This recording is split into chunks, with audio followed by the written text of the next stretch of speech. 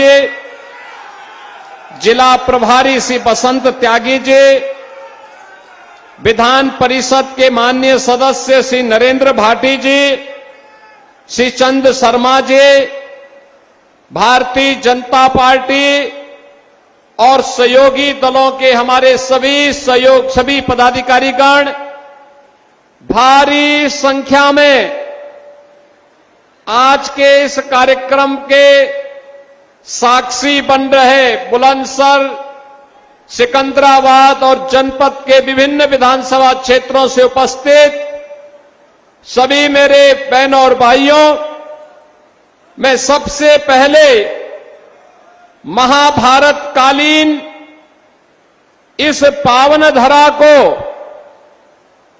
जिसके पास अपनी विरासत भी है, विकास की प्रक्रिया के साथ भी बुलंदी के साथ जो आगे बढ़ रहा है और जो अपने उज्जवल भविष्य को भी एक नई बुलंदी तक पहुंचा रहा है, ऐसी पावन धरा बुलंदशहर जो वीर राजा अहिबरन की पुण्य भूमि है, कोटि कोटि नमन करते हुए मैं आप सबका हृदय से अभिनंदन करता हूं। बहनों और भाइयों, बुलंदशहर नए भारत के नए उत्तर प्रदेश में बुलंदशहर भी बदल चुका है। मुझे 2017 में विधानसभा चुनाव के दौरान जब मैं आया था, तब यहां पे भय और दहशत का माहौल मैं देख रहा था।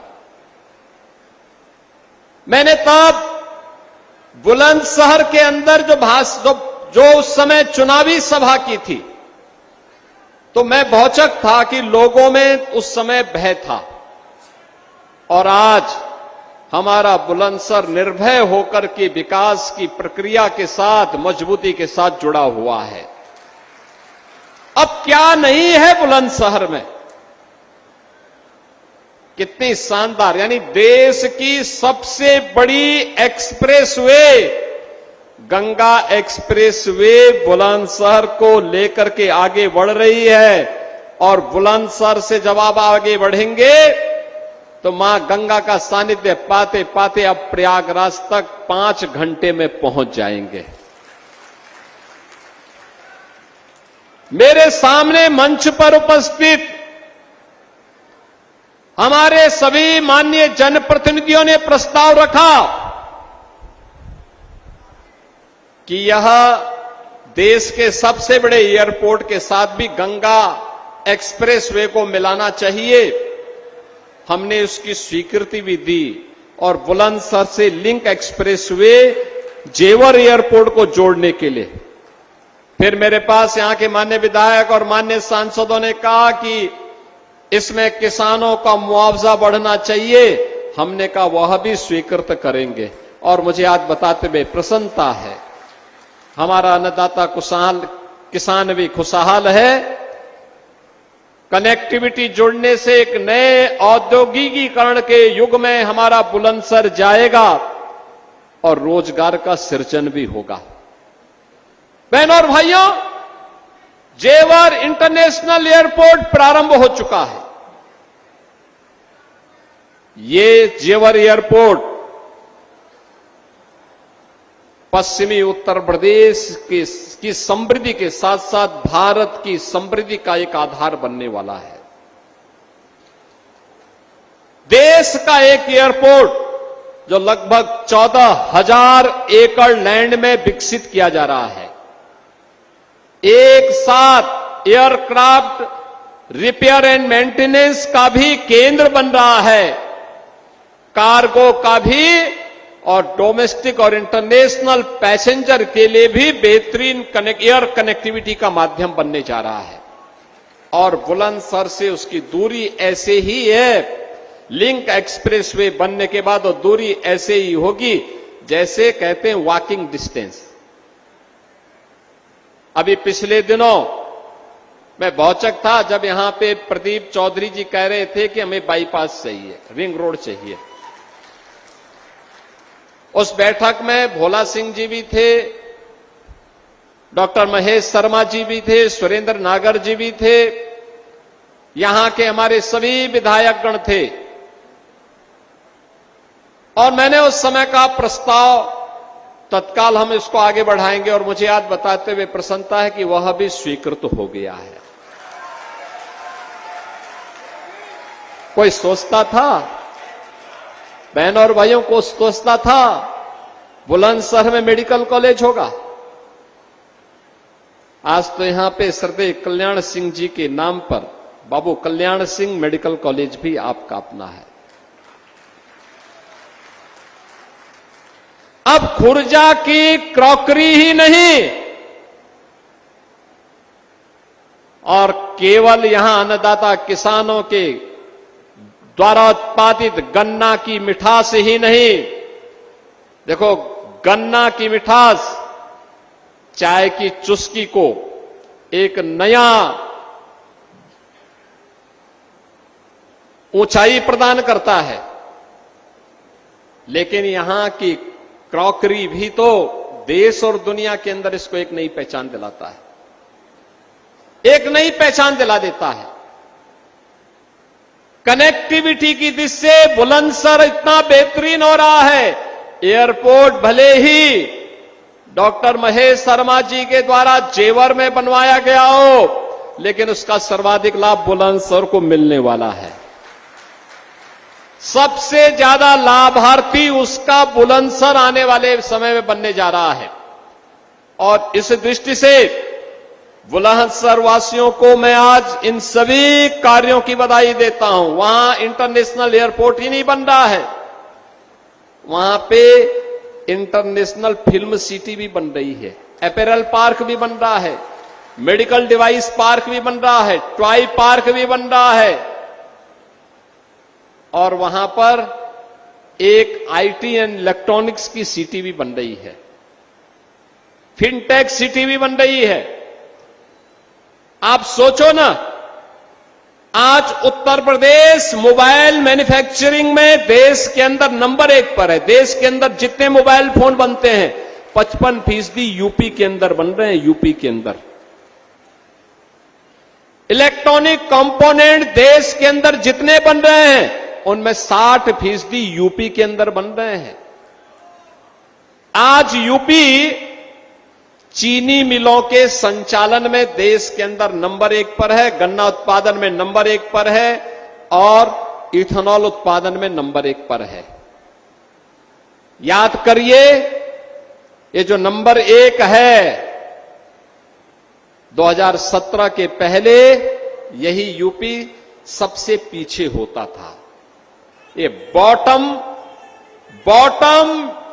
3 से हम टॉप 3 में पहुंचे हैं, और ये सभी मामलों में नंबर 1, कनेक्टिविटी में नंबर 1।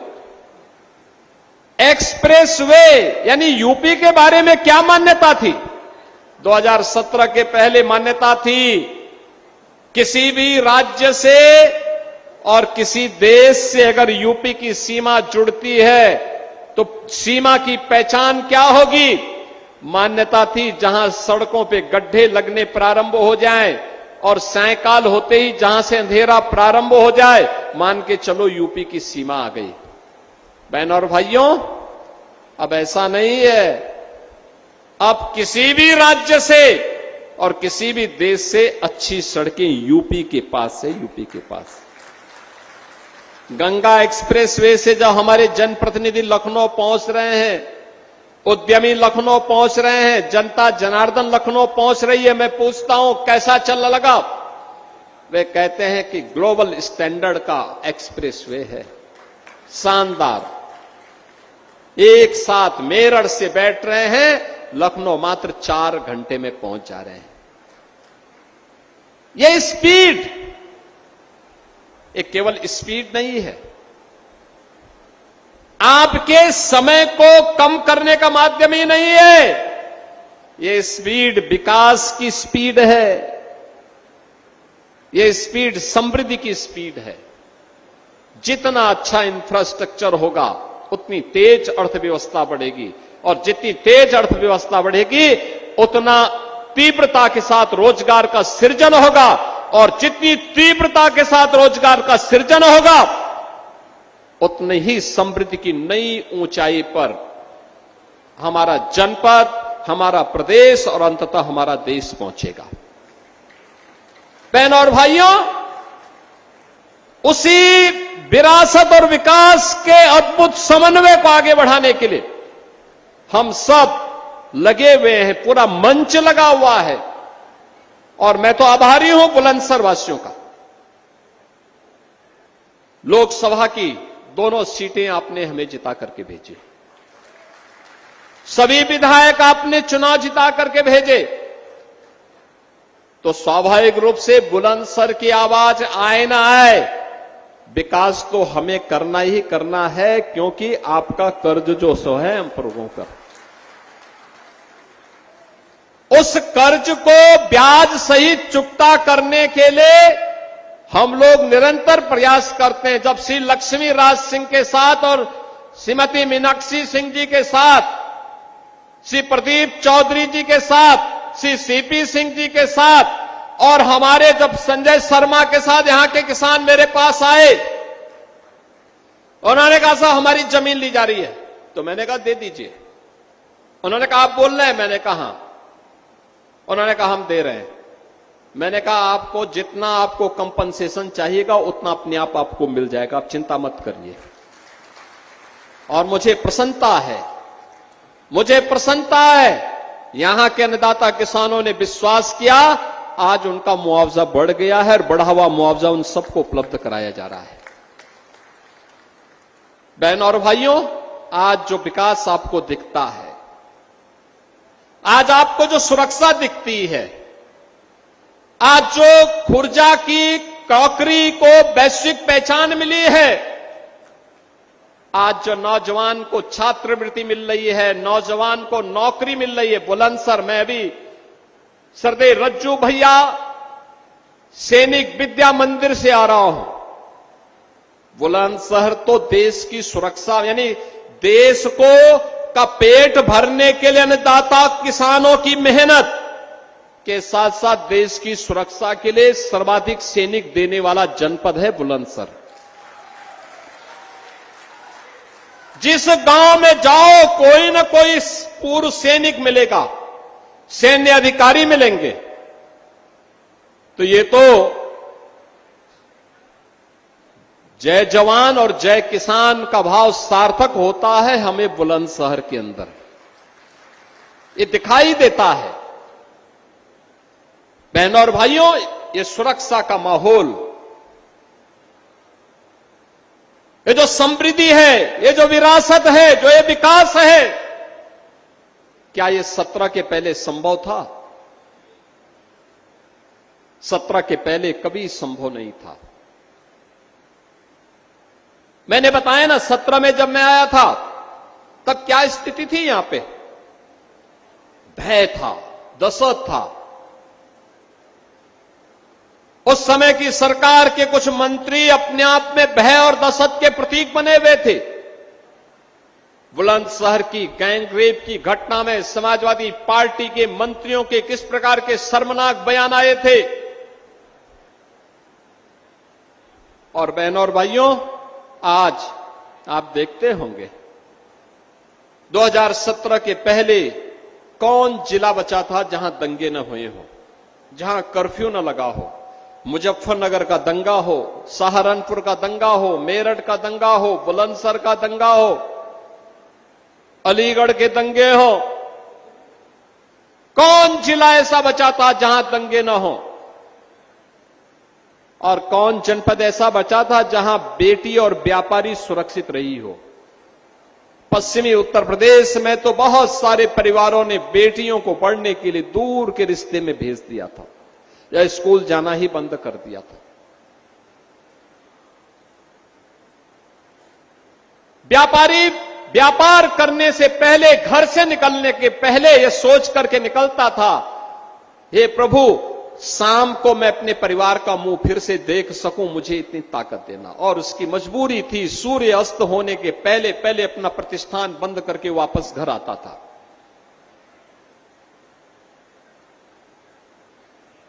बहनों और भाइयों, ये स्थिति थी यूपी के अंदर। हर जिले में एक माफिया, हर थाने में समाजवादी पार्टी का कोई गुंडा या उसका गुर्गा वसूली करता था। तहसीलें वसूली के अड्डे बने हुए थे।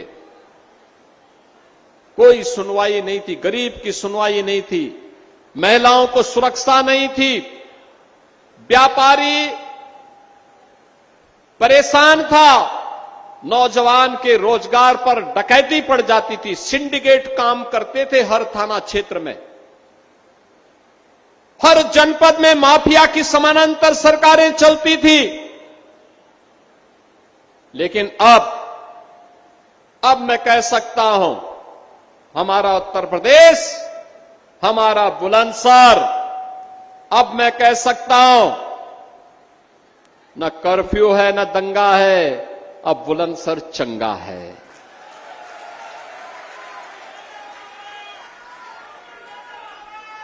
हम लोगों ने कहा था माफिया को मिट्टी में मिलाएंगे और मिला करके दिखा दिया।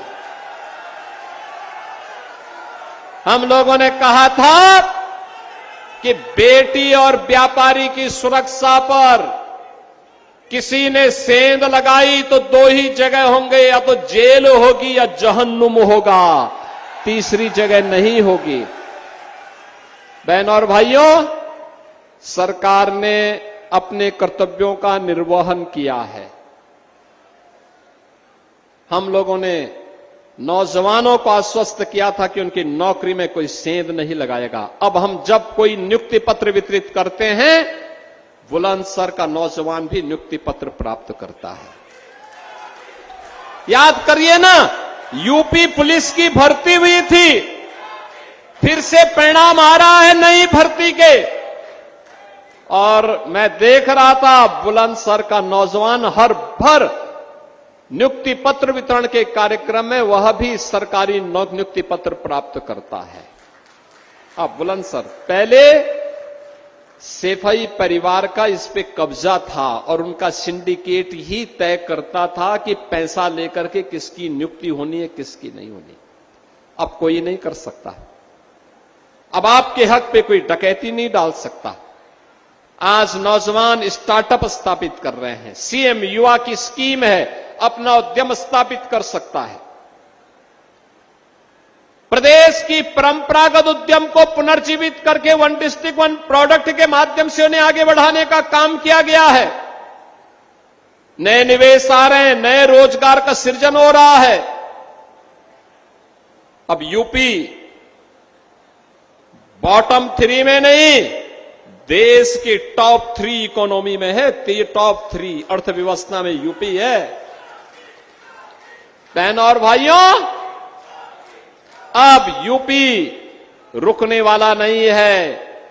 प्रधानमंत्री मोदी जी ने देश के विभिन्न राज्यों के लिए जो पैरामीटर तैयार किए हैं, आज मुझे बताते हुए प्रसन्नता है, किसी भी वेलफेयर स्कीम में यूपी पिछड़ा राज्यों में नहीं, बल्कि अग्रणी राज्यों में नंबर 1 पर या नंबर 2 पर यूपी होता है।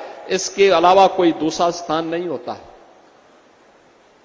हर स्कीम में यूपी आगे, हर एक को आगे बढ़ाने में यूपी मजबूती के साथ आगे बढ़ रहा है। जिस राज्य में निवेश नहीं आता था, आज 50 लाख करोड़ रुपए के निवेश के प्रस्ताव उस राज्य को प्राप्त हुए हैं। लाखों नौजवानों को नौकरी और रोजगार की सुविधाएं प्राप्त हुई हैं। बहनों और भाइयों, ये तब होता है जब टीम वर्क हो, बिना रुके, बिना डिगे, बिना थके, बिना झुके, डबल इंजन की स्पीड हो, तब जाके परिणाम आता है। यह हमारा सौभाग्य है कि आदरणीय प्रधानमंत्री श्री नरेंद्र मोदी जी का मार्गदर्शन और उनका नेतृत्व पूरे देश को प्राप्त हो रहा है। और उनके मार्गदर्शन और नेतृत्व में आज हम सब विरासत और विकास की इस यात्रा को लेकर के आगे बढ़ रहे हैं। लेकिन 17 के पहले ऐसे नहीं था। 17 के पहले तो बबुआ 12 बजे सो के उठते थे, 2 बजे तक तैयार होते थे,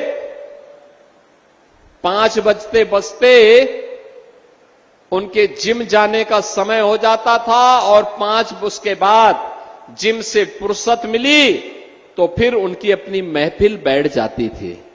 कहां जनता के लिए फुर्सत थी, कहां फुर्सत थी जनता से मिलने की, कहां नौजवानों के बारे में, कहां गरीब के बारे में, कहां महिलाओं के बारे में, कहां अन्नदाता किसानों के बारे में,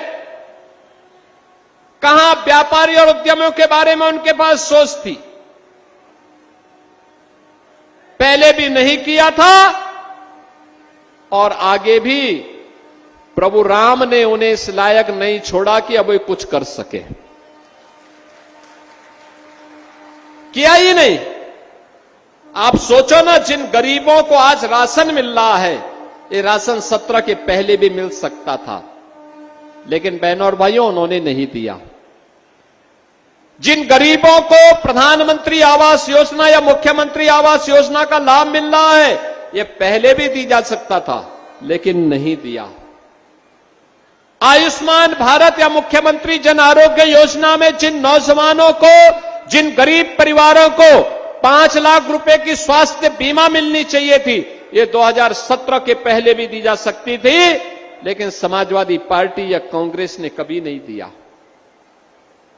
जिनके घर में रसोई गैस का चूल्हा है, ये 17 के पहले भी मिल सकता था, लेकिन उन लोगों ने नहीं दिया, क्योंकि विजन नहीं था, समय नहीं था, काम करने की सामर्थ्य भी नहीं थी, गरीब के बारे में संवेदना भी नहीं थी, इसीलिए तो ये अव्यवस्था फैलती थी। आज तो गरीब के लिए भी है, महिलाओं के लिए है, युवाओं के लिए है, हर एक तबके के लिए नई नई योजनाएं हैं। याद करिए 2007 से 17 के बीच में उत्तर प्रदेश में 29 चीनी मिलें बंद हुई, 21 चीनी मिलें इन्होंने औने पौने दाम में बेच दी थी। आज चीनी मिलें बिकती नहीं है, बंद चीनी मिलों को वापस लेकर के फिर से चलाने का काम ये डबल इंजन की भारतीय जनता पार्टी की सरकार कर रही है। और इसलिए बहनों और भाइयों, आज मैं आपके बीच आया हूं आपसे कहने के लिए, हमने गन्ना किसानों के उन्नयन के लिए कार्य हो, हर अन्नदाता किसान के लिए उन्नयन का कार्य हो, इस डबल इंजन की भाजपा की सरकार ने किया है। हम कार्य कर रहे हैं, लगातार कार्य कर रहे हैं, क्योंकि हमारी प्रतिबद्धता है। लेकिन जिन्ना के उपासक जो हैं, इन्होंने गन्ना किसानों को भी ठगा है और हर किसान की शोषण, युवाओं का शोषण, किसानों का शोषण, माताओं और बहनों की सुरक्षा में सेंध लगाने का कार्य, व्यापारी और उद्यमियों को भय और दहशत के माहौल में जीने के लिए इन्होंने मजबूर किया। दुष्परिणाम हमारे सामने था, हमारा प्रदेश बीमारू राज्य की श्रेणी में आ गया। आज यह बीमारू राज्य से उभर चुका है। अब विरासत और विकास की एक अद्भुत समन्वय यूपी के अंदर है और भविष्य की ढेर सारी संभावनाओं को समेटे हुए विकसित भारत का विकसित उत्तर प्रदेश बनेगा।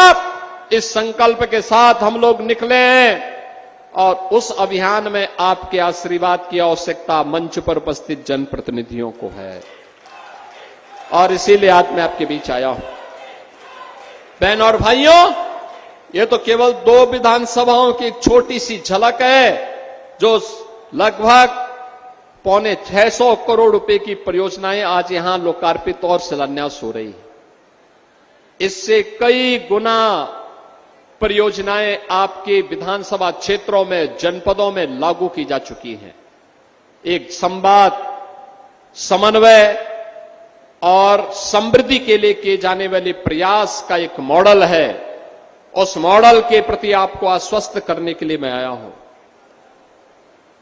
आप अपना आशीर्वाद देते रहिए, आपको सुरक्षा और सुशासन का एक ऐसा मॉडल डबल इंजन की सरकार देगी जिसकी कोई सानी नहीं होगी, जो राम राज्य की अवधारणा को साक्षात उतारता हुआ दिखाई देगा।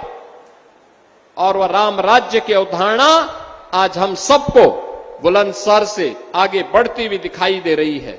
बहनों और भाइयों, इन सभी परियोजनाओं के लिए मैं आप सभी बुलंदशहर सदर, सिकंदराबाद के साथ ही अन्य बड़े प्रोजेक्ट जो यहां के पूरे हुए हैं या चल रहे हैं, इन परियोजनाओं के लिए मैं आप सबको हृदय से बधाई देता हूं। आप सबके प्रति अपनी शुभकामनाएं देता हूं और आपको इस बात के लिए आश्वस्त करता हूं, ये डबल इंजन की सरकार पूरी संवेदना के साथ आपके हितों का संवर्धन करने के लिए पूरी तत्परता के साथ तैयार है। अच्छे जनप्रतिनिधि आप लोगों ने दिए हैं, ये आपकी आवाज को लखनऊ और दिल्ली तक पहुंचा करके योजनाओं को लेकर के आ जाते हैं और इन सभी परियोजनाओं की सौगात आप सबको देते हुए भविष्य के प्रति, बेहतर भविष्य के प्रति, एक बुलंद भविष्य के प्रति आपको आश्वस्त करते हुए मैं आज के इस अवसर पर आप सभी को अपनी शुभकामनाएं देते हुए अपनी वाणी को विराम देता हूं। धन्यवाद। जय हिंद, जय जय श्री राम।